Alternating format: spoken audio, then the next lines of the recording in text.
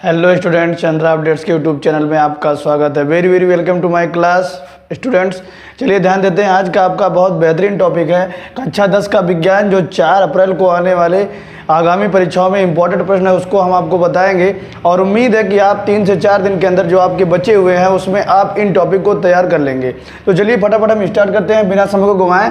देखिए, जो मेरे यहाँ ऑफलाइन क्लास जो स्टूडेंट लिए हैं उनका वो विकल्प तो तैयार होगा, लेकिन जो बच्चे मेरे यहाँ ऑफलाइन क्लास नहीं लिए हैं, वो अदर कहीं पढ़ रहे थे, तो उनका वो विकल्प तैयार नहीं हो पाया होगा। तो वो क्या करेंगे, अपने क्वेश्चन बैंक से, अपने बुक से जितने भी विकल्पीय प्रश्न आपको इंपॉर्टेंट लगते हैं वो 2 से 3 बार पढ़ लीजिएगा। अधिक उत्तरीय प्रश्न भी आप पढ़ सकते हैं। हम आपको यहाँ वही क्वेश्चन बताएंगे जो अत्यंत महत्वपूर्ण है, जो बहुत ही महत्वपूर्ण है। तो चलिए फटाफट हम स्टार्ट करते हैं। फिजिक्स, केमिस्ट्री, बायोलॉजी तीनों सेशन में जो अत्यंत महत्वपूर्ण प्रश्न है, जो आने वाले आगामी परीक्षा में 4 अप्रैल 2022 को आने वाले हैं, जिसकी आने की संभावना सबसे ज़्यादा है, उन्हीं क्वेश्चनों को हम आपको बताते हैं। उम्मीद है आप इसे याद करके तैयार करके जाएंगे, क्योंकि आपको आपके अपने माँ बाप का सपना पूरा करना है स्टूडेंट, इसलिए आप मेहनत जरूर करेंगे। तो चलिए फटाफट स्टार्ट करते हैं। पहले हम आते हैं केमिस्ट्री वाले सेशन में। केमिस्ट्री वाले सेशन में आते हैं। पहला आपका है रासायनिक अभिक्रियाएं। रासायनिक अभिक्रियाओं में ध्यान दीजिए, आपको क्या क्या पढ़ना होगा। रासायनिक अभिक्रियाओं में, रासायनिक अभिक्रिया जो पहला आपका चैप्टर है, इसमें आपको पढ़ना है द्विविस्थापन अभिक्रिया। सबसे इंपॉर्टेंट ये होगा द्विविस्थापन अभिक्रिया, ध्यान दीजिएगा।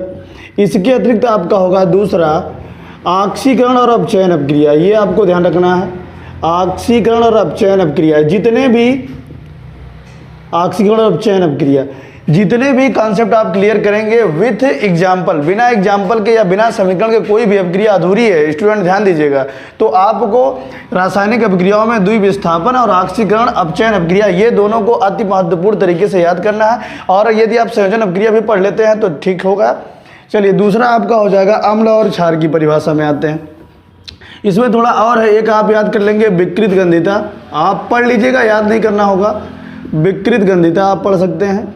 और इसके अतिरिक्त संक्षारण यदि आप पढ़ लेते हैं तो जान लीजिए बहुत ही अच्छा होगा, संक्षारण पढ़ लीजिएगा। दूसरा आपका हो जाएगा अम्ल क्षार लवण में आपको अम्ल और क्षार, इसकी जो परिभाषाएं हैं, 2 परिभाषाएं, एक सोंटे आर्यनेस के अनुसार है और एक आधुनिक परिभाषा है जो ब्रांस्टेड और लॉरी ने दिया था, इसको आप पढ़ लेंगे। अम्ल क्षार की क्वालिटियां आपको पढ़नी है, क्या इसके गुण है। उसके बाद अम्ल क्षार की परस्पर रासायनिक अभिक्रिया जो उदासीनीकरण अभिक्रिया होती है, उसे आपको पढ़ लेना है। इसके अतिरिक्त आपका पीएच पैमाना जो मस्ट है, पीएच पैमाना आप पढ़ लेंगे। इसके अतिरिक्त कुछ लवण आप पढ़ लेंगे, और लवणों में कुछ प्रमुख है जैसे पीओपी है, लवणों में प्रमुख जैसे है पीओपी, प्लास्टर ऑफ पेरिस हो गया, खाने का सोडा हो गया, खाने का सोडा, इसके बनाने की विधि, गुणधर्म और उपयोग आप पढ़ लेंगे।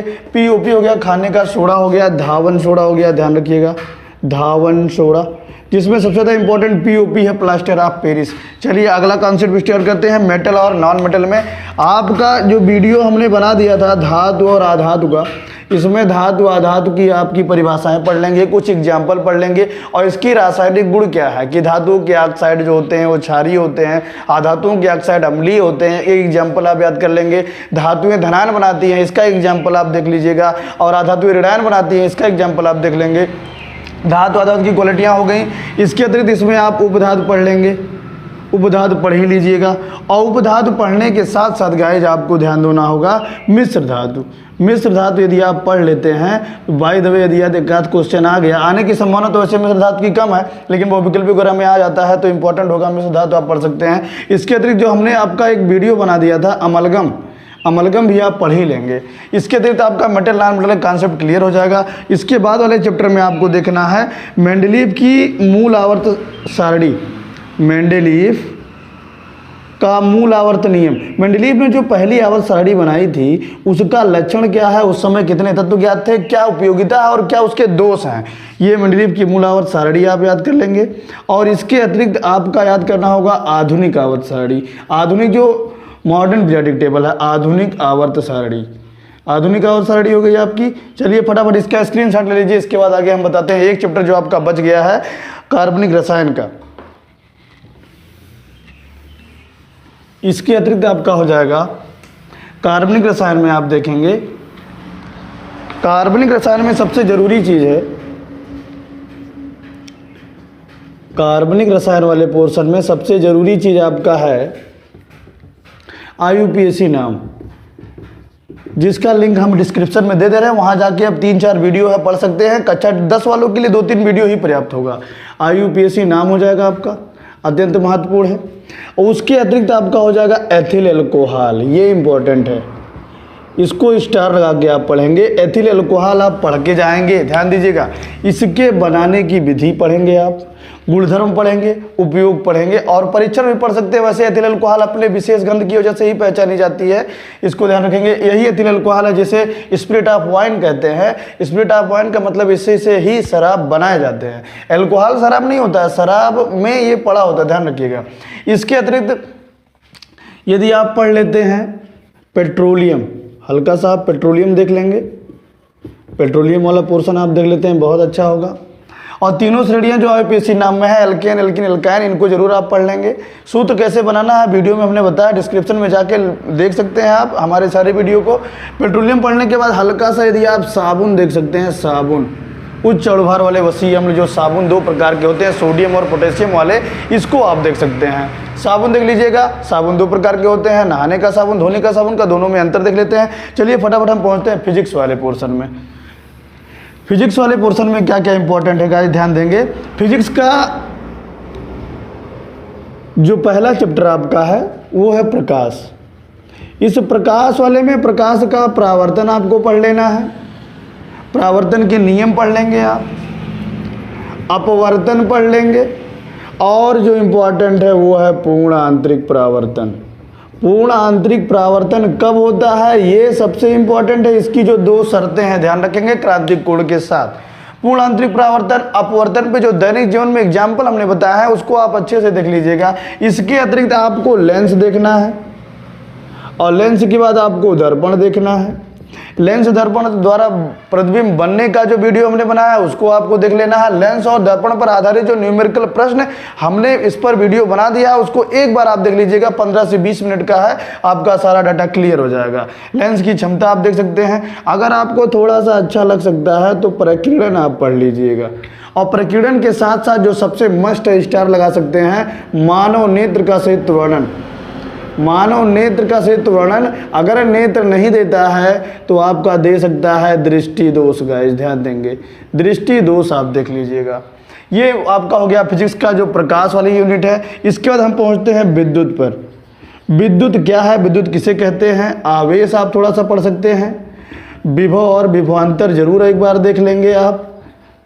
ये हल्के फुल्के हैं जो आपके 1 नंबर में आ सकते हैं। सबसे इंपॉर्टेंट तो आपका है ओम का नियम, स्टार लगा सकते हैं आप। ओम का नियम, ओम का नियम पे हमने वीडियो बनाया, डिस्क्रिप्शन में लिंक दे देंगे, उसे आप पढ़ लीजिएगा।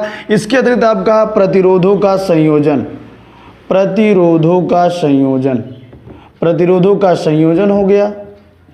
विद्युत धारा का ऊष्मीय प्रभाव पढ़ लीजिएगा। उसके अतिरिक्त आपका चुंबकीय प्रभाव है गाइज। चुंबकीय प्रभाव में आपका दाएं बाएं हाथ का नियम है, लारेंज बल है, बायो-सैवर्ट का नियम है, ये सब पढ़ लेंगे। इसके अतिरिक्त आप पढ़ेंगे डायनमो।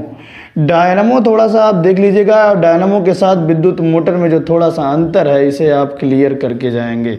अगर आपको वीडियो अच्छा लगता है, अगर आपको फिजिक्स वाले के विद्युत पर न्यूमेरिकल अभी हमने नहीं बनाया है, यदि आपको चाहिए तो आप कमेंट कर सकते हैं कि सर विद्युत वाले का आप किलोवाट घंटे का यूनिट निकालना, सामर्थ्य या क्षमता निकालना, इस पर जितने भी जिस भी इंपॉर्टेंट टॉपिक पर जितने भी न्यूमेरिकल है हम बना सकते हैं, आप कमेंट कर दीजिएगा।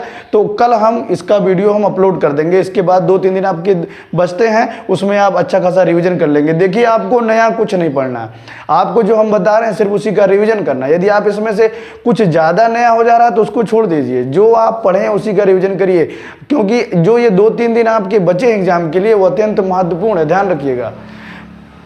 तो ये आपका हो गया डायनमो हो गया, विद्युत मोटर हो गया। इसके अतिरिक्त आपका चुंबकीय फ्लक्स हो गया, लारेंज बल का तो वीडियो हम बना ही दिए हैं। बायो-सैवर्ट का नियम भी बहुत इंपॉर्टेंट है। अभी कल आपका पढ़ा है कि एक समान चुंबकीय क्षेत्र में धारावाही चालक में स्थित धारावाही चालक पर लगने वाला बल, उसका भी जरूर आप देख लेंगे। तो ये आपका हो गया, पोर्शन खत्म हो गया, ध्यान रखिएगा फिजिक्स का। चलिए बायोलॉजी में जो इंपॉर्टेंट है उसको देख लेते हैं। जो बायोलॉजी में इंपॉर्टेंट है, बायोलॉजी में इंपॉर्टेंट वाले में सबसे पहले जैव प्रक्रम आप अगर देखेंगे, जैव प्रक्रम या जीवन की प्रक्रियाएं। जैव प्रक्रिया में सबसे इंपॉर्टेंट है आपका पाचन, डाइजेशन पूरा आप पढ़ लीजिएगा। डाइजेशन आप पढ़ सकते हैं। श्वसन थोड़ा सा पढ़ लीजिएगा। श्वसन में श्वासोच्छ्वास में कितना % गैस खींचते हैं, कौन सा क्या निकालते हैं, ये पढ़ सकते हैं आप। इसके अतिरिक्त यदि आप दांत थोड़ा सा देख सकते हैं, दांत के बारे में दंत सूत्र देख लेंगे, दांत कितने प्रकार के होते हैं ये पढ़ लीजिएगा। रुधिर पढ़ लेंगे, रुधिर और लसिका में अंतर क्या है गाइस, ध्यान देंगे। रुधिर व लसिका में अंतर, ये इंपॉर्टेंट है। लसिका ही लिम्फ है, इसको ध्यान रखेंगे। रुधिर लसिका में अंतर हो गया आपका। इसके अतिरिक्त प्रकाश संश्लेषण आपको पढ़ना है पौधों के लिए।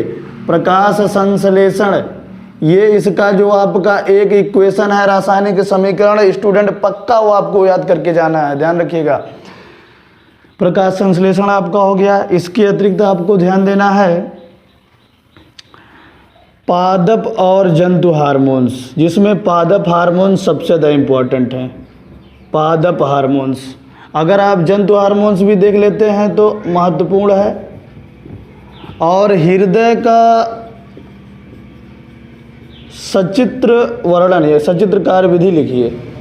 सचित्र कार्यविधि, हृदय के कितने पार्ट हैं, आलिंद कितने हैं, निलय कितने हैं, कितने चैम्बर हैं, इसका चित्र के साथ आप कार्यविधि पढ़ लेंगे। हृदय का काम क्या है, इसे आप पढ़ लीजिएगा।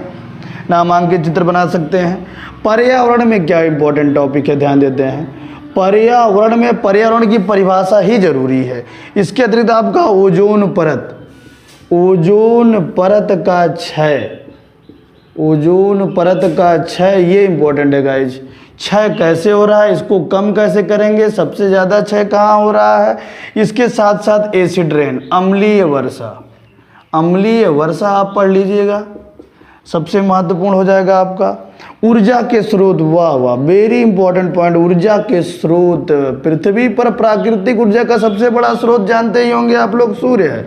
ऊर्जा के और अन्य जो इतने भी स्रोत हैं उसको थोड़ा सा पढ़ लेंगे, बहुत रटने की जरूरत नहीं है। इसके अतिरिक्त प्राकृतिक संसाधन, प्राकृतिक संसाधन का किस प्रकार से दोहन हो रहा है, किस प्रकार से हानियाँ हो रही हैं, ये आपके इंपॉर्टेंट टॉपिक हो गए जिसका आप स्क्रीनशॉट ले सकते हैं। ध्यान दीजिएगा, इन सभी प्रश्नों को आप यदि तैयार कर लेते हैं, इसके अतिरिक्त जो हमने न्यूमेरिकल दिया है लेंस पर, दर्पण पर, उसे देख लेंगे। विद्युत वाला न्यूमेरिकल जो है, यदि आपको अच्छा लग रहा है वीडियो को तो कमेंट कर देंगे, कल विद्युत वाले न्यूमेरिकल कल अपलोड कर दिया जाएगा।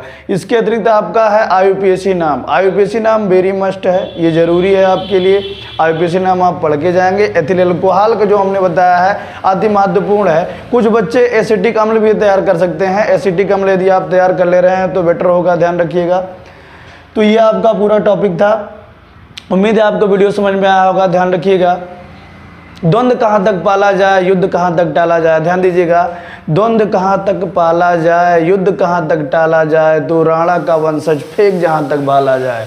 ध्यान रखिएगा, पूरा जोर लगा दीजिए। आप 2-3 दिन बचे हैं पूरे साइंस के। जो हमारे यहाँ बच्चे ऑफलाइन क्लास लिए हैं उनका तो लगभग क्लियर होगा। बाकी लोग जो हमारे यहाँ ऑफलाइन क्लास नहीं पढ़ पाए हैं, चंद्रा कोचिंग सेंटर में नहीं आए हैं, कहीं और पढ़े हैं, उनसे हम रिक्वेस्ट करते हैं जितने भी टॉपिक्स यहाँ बताए गए हैं उनको आप अच्छे से तैयार कर लेंगे। 2 से 3 बार आप पढ़ लीजिएगा। और उसके अतिरिक्त जितने भी रासायनिक समीकरण हैं उनको आपको बहुत अच्छे से पढ़ना है। चलिए, धन्यवाद।